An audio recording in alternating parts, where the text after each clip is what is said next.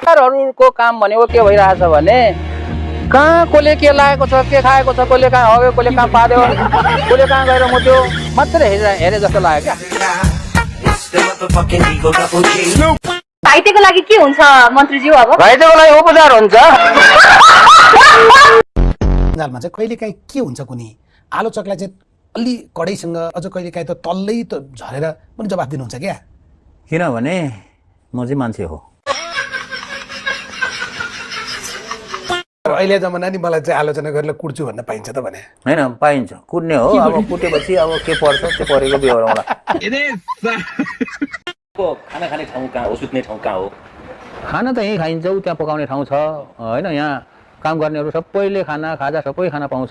साधारणतः सुत्नेहरू भनेको त कतिपयको आफ्नो डेरा हुन्छ होइन, त्यो डेरा हुनेहरू आफ्नो डेरातिर जान्छन् र यहाँ डेरा नै नभएको भुक्काहरू भनेको चाहिँ छन्। यहाँ करिब 30-35 जना भुक्काहरू छन्। सबै कुराहरू अहिले चाहिँ सबैलाई पुरा गर्न सक्दैन। तिमीहरूको यो सबै माग पुरा गर्ने हो भने तिमीहरू आफै चुनाव लड्ने, सरकार बनाउने अनि यो सबै कुरा आफैले गर्ने।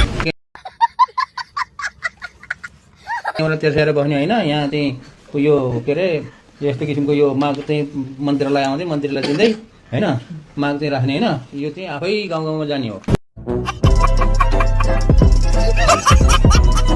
अर्को चाहिँ मैले कहीँ पढ्दै थिएँ, तपाईँले लेखा पढेको राष्ट्रिय आविष्कार केन्द्रमा झिङ्गा पनि पाल्नु भएको छ। यही मलाई रमाइलो लागेर सोधेको। त्यही त भन्छन् नि, झिङ्गा पालेछ अरे। अनि कतिले उडाउने मान्छेले राष्ट्रिय झिङ्गाको आविष्कार गरेछ भने होइन, अथवा झिङ्गा कुरेर बसेको छ भन्ने नि हुन्छ, हाम्रो भाषा हुन्छ। झिङ्गा पालेर बसेको छ उहाँ, आविष्कार कत्रो आविष्कार गर्ला भन्दाखेरि त झिङ्गाको पो आविष्कार गर्छ। अब कस्तो किसिमको झिङ्गा हो, त्यो झिङ्गाले के गर्छ भन्ने कुरा पहिला बुझेर कमेन्ट गर्नेले बुझेर गर्नु पर्यो नि।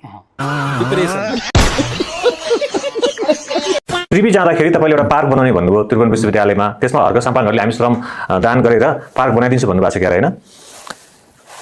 हर्क सम्पाङको टोलीहरू पनि छन् अनि अन्य जिल्ला काठमाडौँ जिल्ला बाहिरका टोलीहरू पनि छन् र त्यो चाहिँ उनीहरूले पार्क बनाउने, उनीहरूले झाडी फाड्ने हो क्या।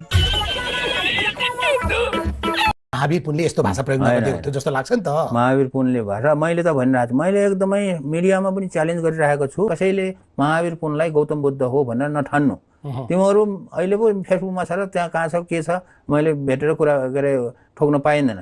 मेरो अगाडि मलाई यो भनिस् भने म ठोकिदिन्छु। अब ठोक्दाखेरि उसले पनि ठोक्ला। आविष्कार केन्द्रमा के भइरहेछ होला हजुरले हल्का ब्रिफिङ गरिदिनुहुन्छ कि? होइन, आविष्कार केन्द्रमा भएको कुराहरू त्यसै एक राउन्ड आफैले घुमेर हजुर हेर्दै जानु। त्योलाई भेट्न जाँदा चाहिँ अति नै एसीवाला रुम हुन्छ अनि ऊ त कोठाभित्र छिर्नुपर्छ। अनि तपाईँ त यहाँ आउँदा आउँदै हेल्प डेस्क खाले ठ्याक्क बाहिरै छ, तपाईँले त्यसरी एसीमा बस्न मन नलाग्यो कि के भयो? एसीमा बस्न मन लाग्छ नि, अब बनाउनु पर्यो। एसी यहाँ छैन, बनाउँदाखेरि पैसा लाग्छ। नेताहरूलाई श्राप दिन्छु भनेर कसैको पनि दिमागमा विज्ञान प्रविधि नववर्धन भन्ने कुरा यिनीहरूको दिमागमा पस्दै नबसोस् भनेर मैले श्राप दिएको थिएँ। त्यो चाहिँ रिसको झोकमा गरेको हो, माफी चाहन्छु। यो कुरालाई सुधार्नुहोस्, मेरो श्राप म फिर्ता लिन्छु। ल तपाईँ किताब बेच्दा बेच्दै मन्त्री हुँदिन भन्दा भन्दै जबरजस्ती तानेर ल्याएर मन्त्री बनाए होइन? कसरी सम्झिनुहुन्छ त्यो पललाई? कसरी सम्झिने, बाटो आइयो। पनि म प्रधानमन्त्री बनाउने भए चाहिँ बन्छु भन्ने खालको स्टेटमेन्ट दिनुभयो जस्तो लाग्छ होइन मन्त्री? उति बेला त जोक गरेको हो। देशको अहिलेको अवस्था देख्दाखेरि अब म नै प्रधानमन्त्री हुनुपर्छ कि जस्तो लाग्दैन तपाईँलाई? मलाई लागेर हुँदैन नि, जनतालाई लाग्नु पर्यो। बेच्दै गरेको मान्छेलाई यहाँ ल्याएर बनाइदिएपछि अब अहिले नै यो गर्छु भन्ने कुरा चाहिँ नसोच्नु। पुराना फाइलहरू खुल्ला मान्ने जो तपाईँलाई के खोल्ने हो, सब खोल्ने। तपाईँ पनि त्यसमा साथ दिनुहुन्छ? एकदम साथ दिन्छ। त्यो पुराना नेताहरूले अझै पनि त्यो एक खालको दम्ब देखाइरहनु भएको छ भनेर तपाईँले स्टाटसहरूमा पनि लेखिरहनु भएको छ नि, त्यो पुराना नेताहरू अझै सुध्रेनन् भनिरहनु भएको छ नि। सुध्रेनन् भने मैले के गर्नु त? पढेको धेरै विद्वान मान्छेहरू पनि छ, पैसा हुँदाहुँदै पनि बुद्धि हुँदाहुँदै पनि होइन, पानी ल्याएर खान नसक्ने मान्छेहरू किन धरानमा बस्यो होला जस्तो लाग्दैन।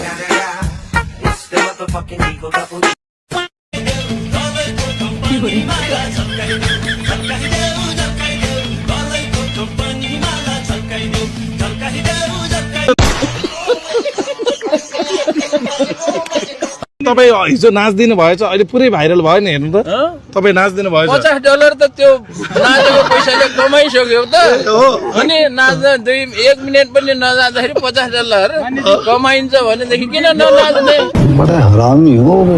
हावा कुरा गर्छ यार यो भाइ जहिले पनि त्यो राजनीति कुरा नगर भन्छ किताबले कुरा गर जहिले पनि हावा कुरा गर्छ राजनीति कुरा गर्छ राजनीति कुरा गर्ने ढङ्ग छैन बे मेरो खराब बानी छ मेरो खराब केही देखिँदैन मान्छेलाई चुनावमा धेरै खर्च गरेको देखिन्छ हजुरमा यति धेरै सरलपन छ यो के कारणले गर्दा होला पैसा नभएर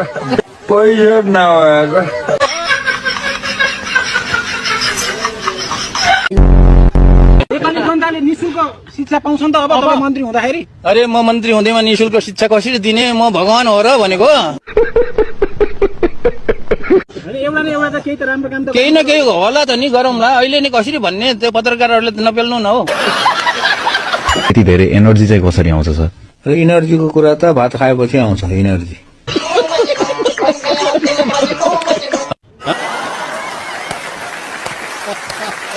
त्यो जनरल कुरा नसोध के ठोस कुरा सोध यतै छ त फेरि जनरल कुरा सोध होस्टेल 3 खेलिसकेको मान्छे हो आविष्कार केन्द्रमा पनि यस्तै छन् एउटा मैले एउटा बाबाजी भन्छु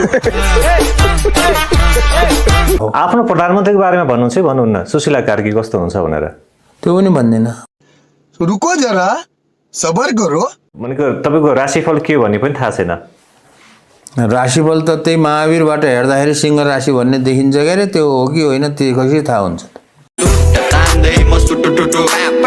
यो नयाँ जेनेरेसनमा बालेन शाह अलि बढी चर्चित छन् उनी कस्तो नेता लाग्छ तपाईँलाई मलाई कसैकोलाई कसै केही पनि लाग्दैन के मलाई त्यस्तो कुराहरू नसोध्नु मन्त्रीज्यू सुविधा छ नि सुविधा छ धेरै सुविधा छ तपाईँ सहज हुनुहुन्छ सहज छ केही आरोपहरू पनि लागेछन् छैन। यस्तै हो राम्रो काम गर्दा आरोप पनि लाग्छ ती आरोपको सफाई पनि दिनुपर्छ ल ठिक छ ल जानुहोस् अगाडि ल ठिक छ ल जानुहोस् अगाडि बालेन शाहको अनुहारमा त्यो आशा देखिएको छ मानिज्यू अरे अनुहारमा कसरी आशा देखिन्छ होइन हो र